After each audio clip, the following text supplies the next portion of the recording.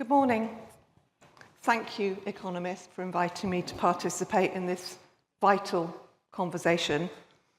We've heard a lot about the need, the urgency for transition.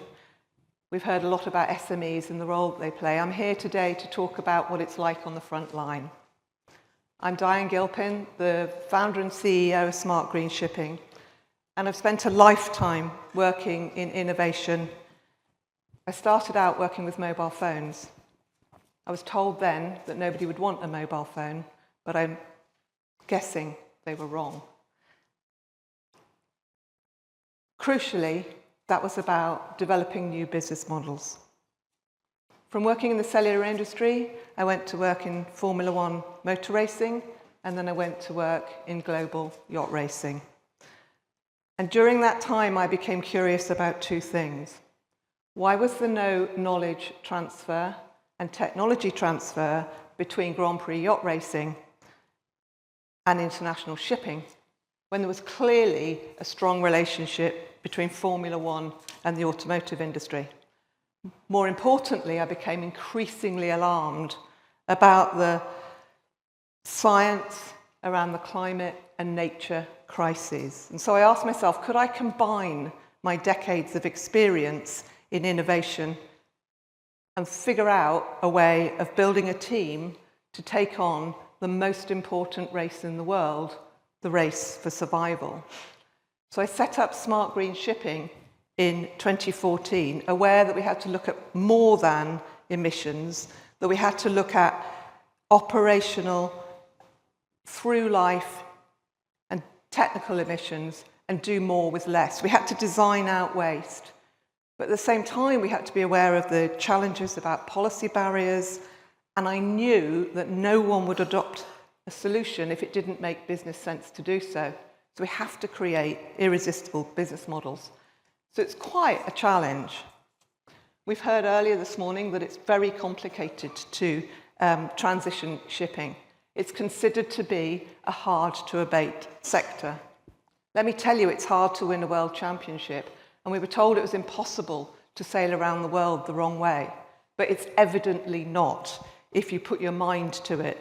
And I think if we think about changing our minds, we think about not just decarbonising shipping in line with current climate goals, just by substituting fossil fuels with an alternative, but we think about employing a racing mindset and a whole systems transformation. Then it becomes a bit of a thrilling challenge, if I'm honest. So we started thinking about wind. How do we convene a world-leading collaborative team? How do we bring skills and knowledge from shipping, from defence, from racing, from energy and renewables? How do we look at materials, aerodynamics, marine engineering? We've got to bring in climate and data science. We've got to engage with lawyers, we've got to engage with insurance, financiers, and crucially, of course, engaging with the shipping industry, the ship owners, the operators, and the cargo owners. But together, we've created solutions to technical, commercial, regulatory, and operational barriers.